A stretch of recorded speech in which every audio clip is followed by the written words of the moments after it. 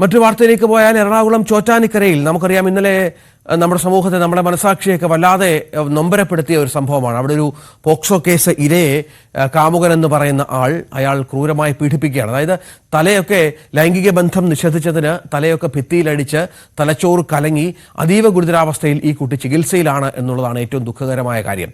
ഈ ആൺസുഹൃത്തിൽ നിന്ന് അതിക്രൂരമായി പീഡനമേറ്റ പെൺകുട്ടിയുടെ നില അതീവ ഗുരുതരമായി തുടരുകയാണ്. കൊച്ചിയിലെ സ്വകാര്യ ആശുപത്രിയിലെ വെന്റിലേറ്ററിലാണ് പെൺകുട്ടി എന്നുള്ളതാണ് ഏറ്റവും പ്രയാസപ്പെടുത്തുന്ന സങ്കടപ്പെടുത്തുന്ന ഒരു കാര്യം. പ്രതി അനൂപിനെ കഴിഞ്ഞ ദിവസം കോടതി റിമാൻഡ് ചെയ്തിരുന്നു. കേസിൽ കൂടുതൽ പേർക്ക് പങ്കുണ്ടോ എന്നതിലും അന്വേഷണം ഇപ്പോൾ നടക്കുന്നുണ്ട് എന്നുള്ളതാണ്. പ്രതി ചുറ്റിയ കൊണ്ടും കൈകൊണ്ടും ആക്രമിച്ചെന്നും മരിച്ചെന്ന് കരുതി രക്ഷപ്പെട്ടെന്നുമൊക്കെയാണ് പ്രതിയുടെ മൊഴി. അങ്ങനെയൊക്കെയാണ്. കുട്ടിയുടെ അമ്മയും ഇതുമായി ബന്ധപ്പെട്ട് ചില കാര്യങ്ങൾ പോലീസിനോട് വിശദീകരിച്ചിട്ടുണ്ട്. ഏതായാലും ഇത്തരം സംഭവങ്ങൾ നമ്മുടെ സമൂഹത്തിൽ ആവർത്തിക്കുന്നത് വല്ലാത്ത തോതിലുള്ള മനപ്രയാസം ഉണ്ടാക്കുന്ന സാഹചര്യം കൂടിയുണ്ട്. ഡാനി, ഇതിപ്പോൾ അതിക്രൂരമാണ്. നമുക്ക് ചിന്തിക്കാൻ പറ്റാത്ത വിധത്തിലുള്ള ഈ ശ്രമങ്ങൾ നടക്കുന്നു. പക്ഷേ ആ പെൺകുട്ടിയുടെ ജീവൻ തന്നെ വല്ലാതെ അപകടത്തിലായ പശ്ചാത്തലം കൂടി നമ്മൾ ഇതിനോട് ചേർത്ത് പറയണമല്ലോ. എന്താണ് ഏറ്റവും ഒടുവിൽ പെൺകുട്ടിയുടെ ആരോഗ്യനില സംബന്ധിച്ച് പുറത്തു വരുന്ന വിവരങ്ങൾ?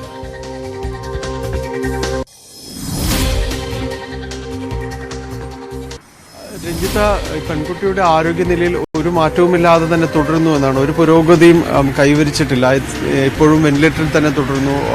ഒരു ആശാവഹമായ രീതിയിലുള്ള ഒന്നും തന്നെ കാണുന്നില്ല എന്ന് തന്നെയാണ് ഡോക്ടർമാർ അറിയിക്കുകയും ചെയ്യുന്നത്. ഇത് സംബന്ധിച്ച വിശദമായ രീതിയിലുള്ള പരിശോധനകളും കാര്യങ്ങളും എല്ലാം തന്നെ നടന്നുവെങ്കിൽ കൂടിയും പെൺകുട്ടിയുടെ തലച്ചോറിനേറ്റ ക്ഷതം അത് വലിയ രീതിയിലുള്ളതാണ് എന്ന് തന്നെ ഡോക്ടർമാർ പറയുന്നു. കാരണം ആശുപത്രിയിലേക്ക് എത്തിച്ച ആ ഒരു ഘട്ടം മുതൽ ഇപ്പോഴും അതേ അവസ്ഥ തന്നെ തുടർന്നു.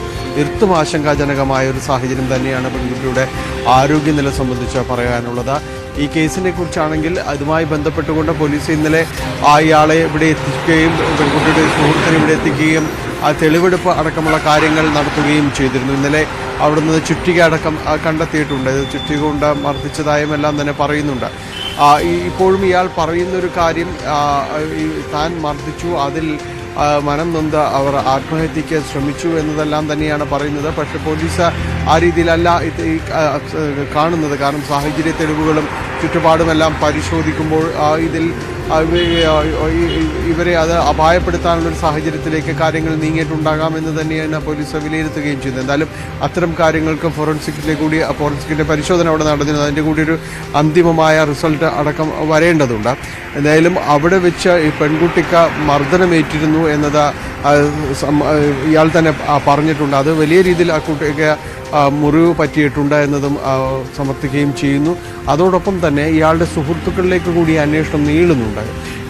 അന്ന് രാത്രി അവിടെയാണ് സുഹൃത്തുക്ക് ഒരാൾ ഇരുചക്രവാഹനത്തിൽ അവിടെ കൊണ്ടുവന്ന് എത്തിക്കുകയായിരുന്നു. പിന്നീട് പോവുകയും ചെയ്തിരുന്നു. അതുപോലെ ഇയാൾ അവിടെ നിന്ന് തിരിച്ച് ഇറങ്ങിയതെല്ലാം തന്നെ അപ്പുറത്ത് മതിൽ ചാടി ഇറങ്ങുന്ന പോലെ രീതിയിലായിരുന്നു. അപ്പോൾ ഇങ്ങനെ ഒരു വരുന്നത് നേരെ വരികയും പിന്നീട് ഒന്നിലും പെടാതെ തിരിച്ചു പോവുകയും ചെയ്യുന്നൊരു രീതിയായിരുന്നു ഇയാൾ ചെയ്തിരുന്നത്. അപ്പോൾ എന്തുകൊണ്ടാണ് അത്തരമൊരു സാഹചര്യം എന്നതെല്ലാം തന്നെ പോലീസ് പരിശോധിക്കുന്നു. ഇയാൾ പറഞ്ഞിരിക്കുന്നത് താൻ അത് ഭയന്നു മരണപ്പെട്ടിരിക്കാം, ഇവരെ ആത്മഹത്യ ചെയ്യാൻ ശ്രമിക്കുകയായിരുന്നു, താൻ അവിടെ നിന്ന് താഴേക്ക് ഇറക്കുമ്പോൾ അനക്കമില്ലായിരുന്നു, അതുകൊണ്ടാണ് അവിടെ നിന്ന് മാറിയതെന്നെല്ലാം തന്നെ പറയുന്നുണ്ട്. പക്ഷെ അതൊന്നും പൂർണ്ണമായ ഒരു വിശ്വാസമെടുത്തുകൊണ്ട് മുന്നോട്ട് പോകാനായിട്ട് കഴിയില്ല. കൂടുതൽ പരിശോധനകൾ ആവശ്യമാണ്, അന്വേഷണം ആവശ്യമാണെന്നെല്ലാം തന്നെ പോലീസ് പറയുന്നു. അതിൻ്റെ ഭാഗമായിട്ടാണ് ഇയാളുടെ സുഹൃത്തുക്കളിലേക്കടക്കം ഒരു അന്വേഷണം നീളുകയും ചെയ്യുന്നത്.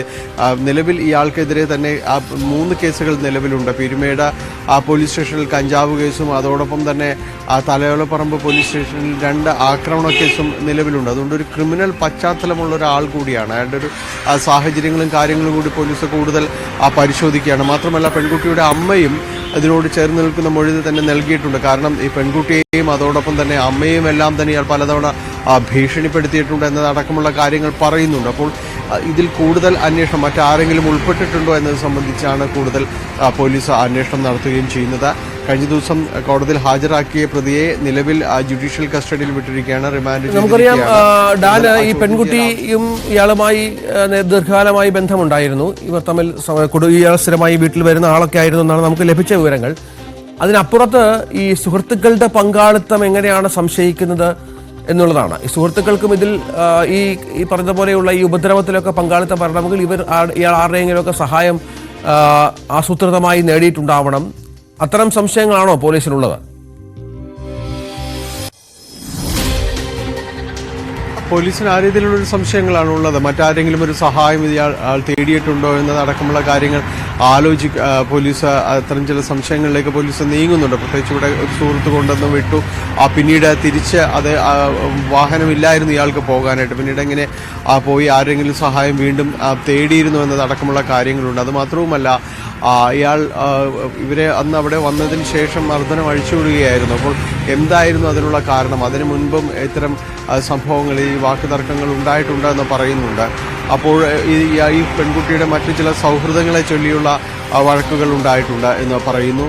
അപ്പോൾ ഇതുമായി ബന്ധപ്പെട്ടുകൊണ്ട് ഇയാൾ മറ്റാരെങ്കിലുമായി ബഹളമുണ്ടാക്കിയോ അല്ലെങ്കിൽ അവരുമായി പെൺകുട്ടി ഉപദ്രവിക്കുകയോ അത്തരം കാര്യങ്ങളുണ്ടോ എന്നുള്ളതെല്ലാം തന്നെയാണ് പോലീസ് സംശയത്തോടുകൂടി തന്നെയാണ് മുഴുവനായും ഇയാളുടെ മൊഴികളെ അടക്കം കാണുകയും ചെയ്യുന്നത്. അതുമാത്രമല്ല, ഈ ചുറ്റുപാടുമുള്ളവരുമായിട്ടും ഇയാൾ പലതവണ വാക്കുതർക്കങ്ങൾ ഉണ്ടായിട്ടുണ്ട്. അവർ തന്നെ ഒരു മാസ് പെറ്റീഷനാണ്, ഏതാണ്ട് 20 കുടുംബങ്ങളടക്കം അതിൽ ഒപ്പുവെച്ചിട്ടുണ്ട് ആ പോലീസിനെ കൈമാറുമ്പോൾ. കാരണം ഇവർക്ക് ഇയാളുടെ ഈ പെരുമാറ്റം, കാര്യങ്ങൾ അവർക്ക് ബുദ്ധിമുട്ടാവുന്ന ഒരു സാഹചര്യം ഇയാൾ സൃഷ്ടിക്കുന്നു.